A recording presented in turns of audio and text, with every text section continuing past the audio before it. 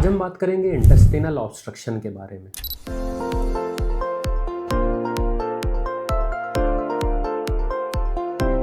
नमस्ते, मैं हूं doctor Saurabh Dubey, consultant gastrointestinal NHPV surgeon. आप लोगों में से कुछ लोगों ने सुना होगा कई बार कि मरीज़ को अस्पताल में लेके गए, पेट में दर्द हो रहा था, डॉक्टर ने जांच करके बताया है कि आंतों में रुकावट आ गई है, इंटेस्टाइन में ऑब्स्ट्रक्शन हो गया। यह शब्द सुनने में जैसा लगता है, इसके मायने भी वैसे ही हैं।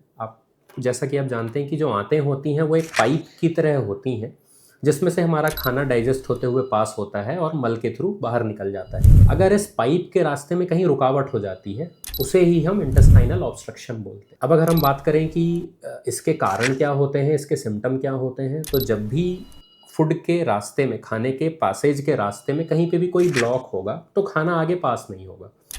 इससे समस्या क्या होगी, मरीज़ को पेट में दर्द होगा, पेट फूलने लगेगा, हो सकता है उल्टियाँ आएँ और लैट्रिन पास करने में दिक्कत हो। 2-3 दिन से मल नहीं पास हो रहा है, गैस नहीं पास हो रही है, पेट फूलता जा रहा है, कुछ भी खा रहे हैं तो उल्टी आ रही है। ज़्यादातर इस तरह की प्रेजेंटेशन होती है।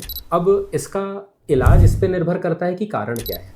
अगर हम इंटेस्टाइन ऑब्स्ट्रक्शन के कारणों की बात करें तो कई तरह के कारण होते हैं, जिसमें से कॉमन कारण होते हैं किसी वजह से, अगर आंतों की कोई पहले पेट में कोई सर्जरी हुई है, उस सर्जरी की वजह से आंतों में आपस में जब हीलिंग होती है बॉडी में, तो हीलिंग में काफ़ी तरह की स्कारिंग होती है, तो आंतें भी आपस में कई बार चिपक जाती हैं। आप ऐसा समझ लें जैसे बाहर शरीर में कहीं घाव भरता है तो स्कार बनता है, वैसे ही अगर आंतें आपस में चिपक रही हैं तो ये एक तरह से अंदर हीलिंग प्रोसेस में स्कार बन रहा है। इसकी वजह से कई बार क्या होता है, आंतें आपस में चिपक करके एक तरह का बेंड या किंक बना लेती हैं, जिस बेंड की वजह से हमारे खाने का पासेज जो होता है वो प्रभावित होता है।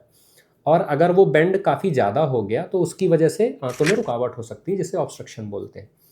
इसके अलावा कई तरह के ट्यूमर भी हो सकते हैं, जो आंतों में कहीं कोई ट्यूमर हो गया जो रास्ते को रोक रहा है, उसकी वजह से भी ऑब्स्ट्रक्शन हो सकता है। कई बार आंतें अगर कहीं फंस जाएं, जैसे कि ज़्यादातर हर्निया के केसेस में मिलता है, जिसमें एक मसल में छोटा सा होल होता है, ओपनिंग होती है, जिससे हमारी आंतें निकल के मसल लेयर के अंदर जा रही होती हैं और वहाँ जाकर के वो फंस सकती हैं, जिसकी वजह से अगर आंतें फंस गई हैं तो खाना उस फंसे हुए सेगमेंट के आगे पास नहीं होता और ऑब्स्ट्रक्शन के सिम्टम हो सकते हैं। अब इन कारणों के आधार पे ही ट्रीटमेंट डिसाइड होता है।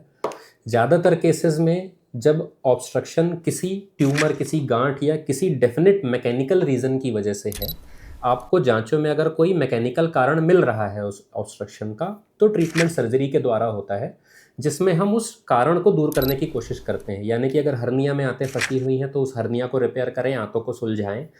अगर आंतों में कोई ट्यूमर है तो उस ट्यूमर को निकालें और आंतों का रास्ता खोलें।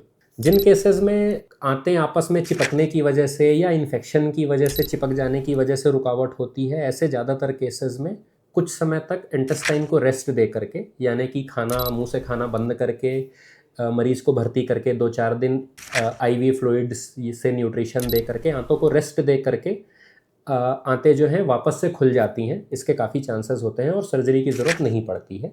और बाकी केसेस में जैसे मैंने बताया, जिसमें डेफिनेट हमको कोई मैकेनिकल रुकावट का कारण मिल रहा होता है, उन केसेस में सर्जरी द्वारा इसका इलाज किया जाता है। यह सर्जरी भी आजकल काफ़ी सिंपल होती है, कॉम्प्लिकेशंस का रिस्क काफ़ी कम होता है। यह मेजर सर्जरी है, लेकिन फिर भी इसके बाद आउटकम्स काफ़ी अच्छे होते हैं।